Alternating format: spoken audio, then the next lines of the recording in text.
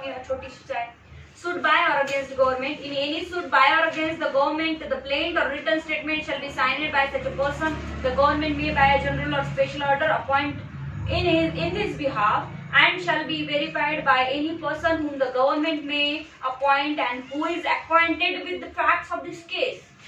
जो प्लेंट किंवा WS आहे, कोणीही गव्हर्नमेंटचा माणूस घेऊन जाणार तर गव्हर्नमेंट पहिले एक व्यक्ती अपॉइंट करेल ना, ठीक आहे की नाही, आणि मग त्याची सही राहील त्याच्यावर आणि त्या प्लेंट बद्दल त्या डिफेंडर बद्दल ऍक्वाइंटेड म्हणजे सगळे माहिती त्या व्यक्तीला माहिती असली पाहिजे की कशाबद्दल चालतो, कशावर साईन करताय, हा गव्हर्नमेंटचा माणूस गव्हर्नमेंट पाठवणार आहे. Person authorised to act for a government. Person being the ex officio or otherwise authorized to act for the government in respect of the judicial proceeding shall be deemed to be a recognized agent by whom appearance, act and application under this code may be made or done on behalf of this government. इथे काय म्हटलं आहे, judicial proceeding त्याला माहिती असली पाहिजे. म्हणजे आता कोण असेल, हा गव्हर्नमेंट लीडर असेल, कळलं का, एक सरकारी वकील असेल, ठीक आहे की नाही, आणि एक पदसिद्ध व्यक्ती ज्याला म्हणतो आपण प्रुडंट मॅन, ठीक आहे, अशा प्रकारचा हा व्यक्ती असेल. गव्हर्नमेंट वकील असेल तसं उज्ज्वल निकम मोठ्या मोठ्या मॅटर मध्ये निवडलं जातं तशा प्रकारे, आणि मग तो काय करणार आहे, रिकॉग्नाइज्ड करणार आहे गव्हर्नमेंटला कोर्टामध्ये, म्हणजे गव्हर्नमेंट म्हणून बोलणार आहे.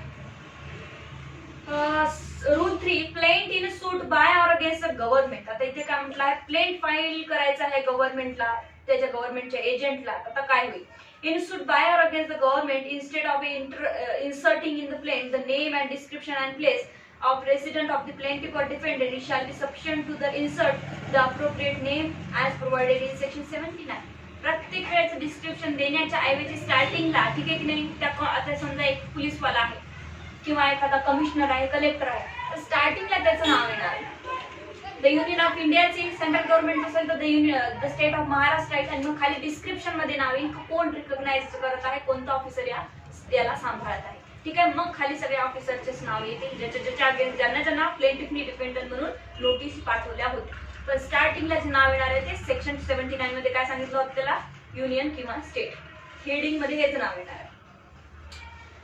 Rule 4 agent for a government to receive a process. आता मग एजंट फॉर अ गव्हर्नमेंट कोण आहे, हो लीडर आहे गव्हर्नमेंटचा, ठीक आहे की नाही, जो कोणी काम करतोय तो. The government leader in any court shall be the agent of the government for the purpose of receiving a process against the government issued by such a court. मग आता गव्हर्नमेंट लीडर जो नेमला आहे त्याला एजंट मानला जाईल आणि तो सगळी प्रोसिजर पाहणार आहे. Rule 5 fixing of a day of appearance on behalf of the government. आता मग on the behalf of the government तुम्हाला डे फिक्स करावा लागणार आहे अपीअरन्स साठी, की कधी तुम्ही अपीअर होणार आहे कोर्टात, कधी मॅटर सुरू करायचं. The court in fixing the day for the government to answer to the plaint shall allow a reasonable time for the necessary communication with the government. Court necessary communication करेल गव्हर्नमेंट साठी आणि reasonable time त्यांना देईल, या तारखेला आम्ही matter ठेवलाय, या तारखेला या. जर कोर्ट मध्ये असेल नाही त्या दिवशी तर इलेक्शन आहे, त्या दिवशी तर प्रधानमंत्री येणार आहे, असं होऊ शकत नाही, मग त्याला रिझनेबल टाइम वाढवून देऊ शकतो. Through the proper channel and for the issue of instruction of the government leader to appear and answer on the behalf of the government and may extend the time at its discretion. कोर्टाच्या डिस्क्रिएशनवर आहे की court time extend करू शकतो, but the time so extended shall not exceed 2 months in the aggregate, ठीक आहे की नाही. प्रत्येक तारखेला 2 महिन्याचा मात्र गॅप ठेवू शकतो, 2 महिन्याच्या जास्त गॅप कोर्ट आता ठेवू शकत नाही. कोर्टाचं डिस्क्रिएशन आहे, एक्सटेन्शन करून देऊ शकतो. आज अपीअरन्सची टाइम ठेवली होती, डेट ठेवली होती, पण गव्हर्नमेंट परत म्हणते की आम्ही येऊ शकत नाही, मग कोर्ट काय करेल, जास्तीत जास्त तिथून 2 महिने तारीख वाढू शकेल, अदरवाइज नाही, ठीक आहे. 5A government to be joined as a party in a suit against a public officer. आता government to be join as a party in the suit against a public officer म्हणजे काय, गव्हर्नमेंट सर्वांनी काहीतरी काम केलेलं आहे आणि त्याच्यामध्ये आता त्याला जॉईन व्हायचं गव्हर्नमेंट मध्ये पार्टी म्हणून. जसं की स्टेट ऑफ ए गव्हर्नमेंट आहे, स्टेट ऑफ महाराष्ट्र आहे, स्टेट ऑफ महाराष्ट्र कळलं का, स्टेट ऑफ महाराष्ट्र हे वर्सेस बी असा सूट आहे. मग इथे कोण कोण जॉईन होणार ऑफिसर म्हणून हे सांगत आहे, ठीक आहे. पार्टी कोण कोण येणार आहे, where a suit is instituted against a public officer for damage or other relief in respect of any act alleged to have been done by him in his official capacity, the government shall be joined as a party to the suit. आता इथे काय म्हटलं आहे की जर एखादा officer होता त्यांनी काहीतरी डॅमेज केलेला आहे, एक्झिक्युशन करायला गेला पण चुकून काय केलं, एक्झिक्युशन दुसऱ्याच्या घराचं केलं, मग त्यांनी काय केलं, सूट दाखल केला. मग अशा प्रकारे जर काही चुका केल्या असेल, काही काम केलं असेल गव्हर्नमेंटच्या ऑफिसरनी आणि मग त्याच्यावर जर कोणी गव्हर्नमेंट ऑफिसरवर किंवा गव्हर्नमेंटवर डायरेक्टली काय केलं आहे, नांदेड महानगरपालिकेवरच तुम्ही सूट दाखल केला प्लेंटिफनी, तर अशा स्थितीमध्ये काय करणार आहे गव्हर्नमेंट, कोण कोण गेलं होतं, कोण कोण नाही गेलं होतं, यांना सगळ्यांना पार्टी म्हणून जॉईन करणार. कळलं? त्यांच्या अगेन्स्ट सूट दाखल करा.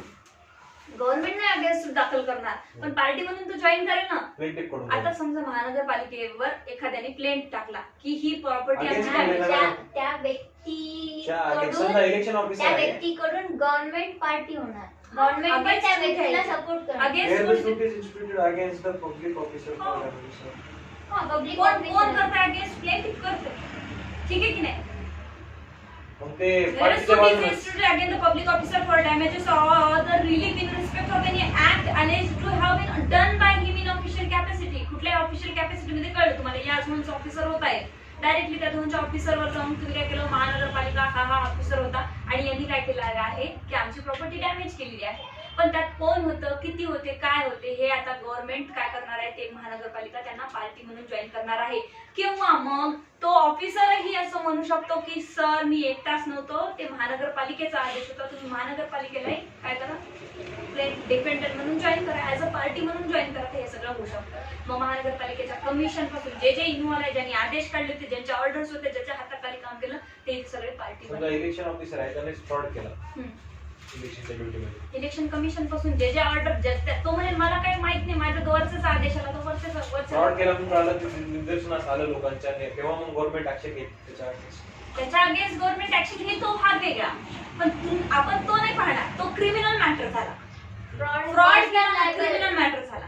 तुला डॅमेजेस झाले, तुला लायबिलिटी, तू रिलीफ काय मागतो, एक साधारण माणूस आहे, तो प्लेंटिफ आहे, तो कुठल्याही ऑफिसरच्या अगेन्स्ट जाऊन काहीतरी रिलीफ मागतोय की माझं डॅमेजेस केले या गव्हर्नमेंट सर्वंटनी, मला माहित नाही त्याला काय आदेश होते काय नाही, पण मला माझा हा रिलीफ पाहिजे. सो इथे तुम्हाला पार्टी बनवण्यात येईल, कोणाला, गव्हर्नमेंट ऑफिसरला, जेवढे कोणी असतील तेवढे, ठीक आहे. मग आता समजा एखाद्या वेळेस असं झालं की कोणीतरी पोलीस ऑफिसर येऊन किंवा कोणीतरी कलेक्टर, एक्झिक्युटिव्ह ऑफिसर येऊन तुमची प्रॉपर्टी डॅमेज करून निघून गेला. आता तुम्हाला काहीच माहिती नाही, त्यानं सांगितलं की मी, माझं नाव हे आहे, मी ऑफिसर आहे, तुम्ही गेले आणि त्याच्या नावावर सूट दाखल करून टाकलं. तर मग आता तो ज्या गव्हर्नमेंट कडून आलाय, स्टेट गव्हर्नमेंट कडून किंवा नगरपालिकेकडून, महानगरपालिकेकडून, महानगरपालिका तिथे काय होईल, हेड मध्ये येईल, महानगरपालिका वर्सेस बी, आणि मग खाली ऑफिसरचे नाव, ठीक आहे. 5B, duty of a court in a suit against the government or a public officer to assist in arriving at the settlement. आता बघा काय म्हणताय, ड्युटी ऑफ द कोर्ट. पहिले असा सूट आल्यानंतर कोर्टाची ड्युटी आहे की असिस्ट करणे, म्हणजे पार्टीला मदत करणे. कशासाठी? सेटलमेंटसाठी. की ठीक आहे सेटलमेंट करून घ्या, वाद करण्यात काही अर्थ नाही, गव्हर्नमेंट आहे त्याचं काही घेणं देणं नाही आहे, तुमचं घेणं देणं आहे, गव्हर्नमेंटला तर आदेश आले होते, ठीक आहे की नाही, डॅमेजेस झाले तर गव्हर्नमेंट भरून देईल. अशा प्रकारची जर सेटलमेंट होत असेल तर गव्हर्नमेंट कोर्ट पहिले प्रयत्न करणार आहे सेटलमेंटचा.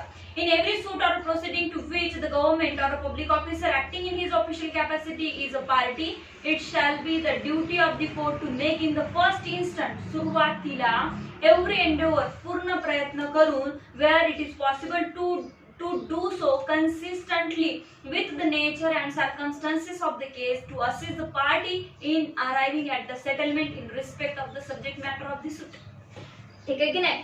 तर पहिले असिस्ट करेल पार्टीला आणि दोघांनाही ही सेटलमेंट करून घ्या. हे कोर्टाचं पहिलं काम असतं सिव्हिल मॅटर मध्ये. कधी गेले आपण कुठे पाहिले, ऑलरेडी पाहिलंय आपण की काय हो, मग सेटलमेंट साठी तुम्हाला लोक अदालत मध्ये वगैरे पाठवलं जातं. मॅम इथं ते स्पेसिफिक रिलीफ मध्ये गव्हर्नमेंट साठी ते इन्फ्रास्ट्रक्चर वगैरे, मग इथं पण त्याला एक्सेप्शन यायचं. इथे ते स्पेसिफिक रिलीफ आणि हा दावा वेगळा, हा रेग्युलर दावा आहे, तो स्पेसिफिक रिलीफ आहे.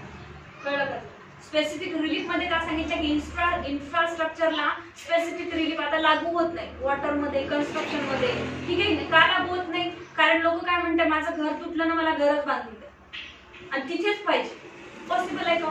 रोडचे इतके मोठे कन्स्ट्रक्शन झालेले आहे, तुमचं घर घेत, तुम्हाला मान्य पाहिजे तेवढे पैसे नाही मिळाले, ठीक आहे, तुम्ही पाहिजे नाही तेवढे पैसे मिळाले, मी इथे दावा दाखल करा तुम्ही अगेन्स्ट द गव्हर्नमेंट, रिलीफ मागा, अल्टरनेटिव्ह रिलीफ मागा. पण स्पेसिफिक रिलीफ मध्ये काय होतं, शेल बी स्पेसिफिक आहे, मग तिथे नाही मला अल्टरनेट मागायचंच नाही, मला 7 मध्येच राहायचं, सेक्शन 8 मध्ये जायचंच नाही, मला आंबे तोडले ना झाडाचे, मला आंबे जोडून पाहिजे, हे शक्य आहे का? गव्हर्नमेंटचं पूर्ण इन्फ्रास्ट्रक्चर थांबतं एका माणसामध्ये. म्हणून ते अमेंडमेंट करून टाकलेलं आहे की तुम्ही इन्फ्रास्ट्रक्चरच्या किंवा गव्हर्नमेंटच्या कॉन्ट्रॅक्टमध्ये कामामध्ये स्पेसिफिक रिलीफ डायरेक्टली मागू शकत नाही. तुम्हाला काय रिलीफ मागायचे ते सीपीसी मध्ये जा आणि सीपीसी सेक्शन 11 मध्ये वगैरे काय म्हटलंय की सेक्शन 5 मध्ये पण म्हटलंय की सीपीसी नुसारच दावा तुम्हाला दाखल करावा लागतो. स्पेसिफिक रिलीफ मध्ये सगळीकडे सांगितलं की दावा सीपीसी नुसारच दाखल करा. तो इथूनच दावा दाखल केला जातो. मग आता पब्लिक ऑफिसरनी डॅमेजेस केलं, रोडचं काम करणार होते, जेसीबी तुमचं घर पण टाकलं जेसीबी. आता तुम्ही काय मागा? पैसा मागा. तुम्ही म्हणाल का नाही मला रोडच्या मध्ये मध्ये घर बांधून पाहिजे, आहे बराचशे पण. If in any such a suit or proceeding at any stage, it appears to the court that there is a reasonable possibility of a settlement between the parties, the court may adjourn the proceeding for such a period as it thinks fit to enable attempt to be made to the effect of such a settlement. मग काय करेल court? जर सेटलमेंटचे काही दिसत असेल chances तर adjournment करेल hearing आणि सेटलमेंट होते का.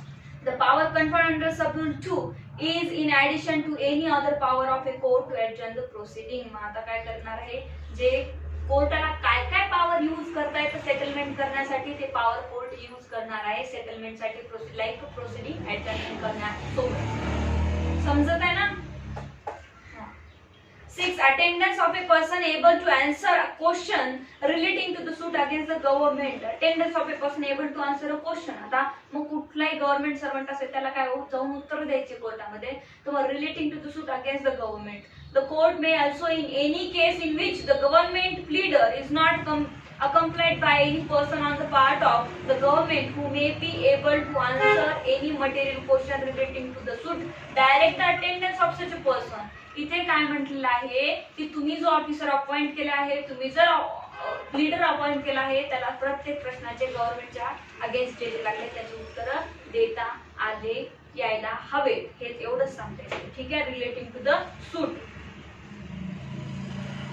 मग आता याच्यासाठी काय करावं लागेल? तुम्हाला गव्हर्नमेंटशी डिस्कस करावं लागेल. लीडरला हे वगैरे समोर खाली दिलेलं आहे. ठीक आहे, गव्हर्नमेंटशी डिस्कस करावं लागेल काय मॅटर आहे, काय बोलायचं काय नाही. ठीक आहे की नाही? लीडरचं डिस्कशन असतं गव्हर्नमेंटची, त्यानुसार तो बोलेल बोलतात. Extension of a time to enable a public officer to make a reference to the government. आता परत म्हणताय की रेफरन्स घ्यायसाठी गव्हर्नमेंटचा तो ऑफिसर काय एक्सटेन्शन करून मागू शकतो.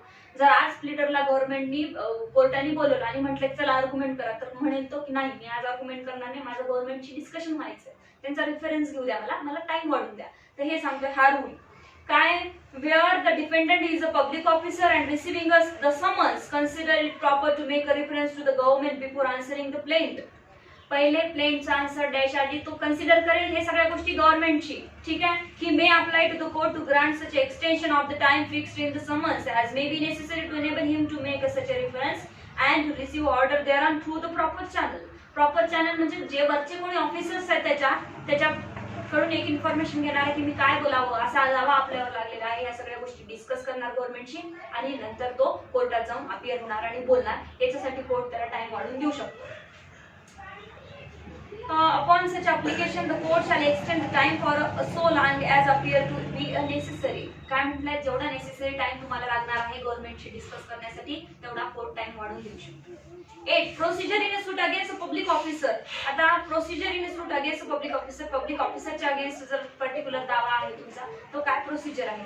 Wear the government undertakes the defense of a suit against a public officer, the government pleader, upon being furnished with authority to appear and answer the plaint, shall apply to the court, and upon such application the court shall cause a note of his authority to be entered in a register of a civil suit. इथे काय नाही म्हटलं आहे, जे कोणताही public officer आहे म्हणजे आता जे वकील नेमला तुम्ही त्या सिव्हिल मॅटर मध्ये, ठीक आहे एखाद्या, तर मग आता तो कोणताही ऑफिसर असेल, लीडर असेल, तर त्याची एका सिव्हिल रजिस्टर सूट मध्ये नाव आणि त्याची ऑथॉरिटी काय आहे गव्हर्नमेंटचा दावा चालवण्याची हे तुम्हाला नमूद करून ठेवायला लागते. कोर्टाचं काम. Where no application under sub-rule 1 is made by the government pleader on or before the day fixed in the notice for the defendant to appear and answer, the case shall proceed as in the suit between the private parties. बघा आता काय म्हटलंय इथे महत्वाचं आहे. इथे म्हणते की ज्या दिवशी तुम्हाला समन्स पाठवलं का गव्हर्नमेंट लीडरला, गव्हर्नमेंट ऑफिसरला, त्या नोटीस मध्ये जी डेट होती त्या डेटला जर तुम्ही हजर झाले नाही की आम्ही गव्हर्नमेंट कडून आहोत असं जर तुम्ही सांगितलं नाही, नुसतं अपियर व्हायचंय तुम्हाला, नंतर तो तुम्ही टाइम वाढून मागू शकता अपियरन्सच्या डेटला. पण तुम्ही जर हजर झाला नाहीत कोर्टाने सांगून सुद्धा, तर त्या सूटला गव्हर्नमेंट वर्सेस प्रायव्हेट न ठेवता गव्हर्नमेंट सूट न मानता प्रायव्हेट पार्टीचा सूट असं मानलं जाईल. कळते मी काय म्हणते? जर गव्हर्नमेंट लीडर तिथं अपियर झाला नाही तर प्रायव्हेट पर्सनचा सूट मानला जाईल, गव्हर्नमेंटचा सूट मानला जाणार नाही. ठीक आहे. मग आता ते काय करायचे सेटिसाइड वगैरे तर आहेच नंतर procedure. Provided that the defendant shall not be liable to arrest nor his property to attachment otherwise than in the execution of a degree. परत सांगितलं की जेव्हा मग तो अपियर झाला आहे तो प्रायव्हेट पार्टीत जर सोडला, तो पोर्शन जर सोडला तर मग त्याला डायरेक्टली अरेस्ट किंवा अटॅचमेंट करता येत नाही त्याची property otherwise than the execution of A degree. 8A no security to be required from government or a public officer in certain cases. आपण आधी खूप वेळा पाहिलंय की सिक्युरिटी घ्यायची प्लेंटिफ कडून, सिक्युरिटी घ्यायची डिपेंडंट कडून की तो पळून जाणार नाही, असं करणार नाही.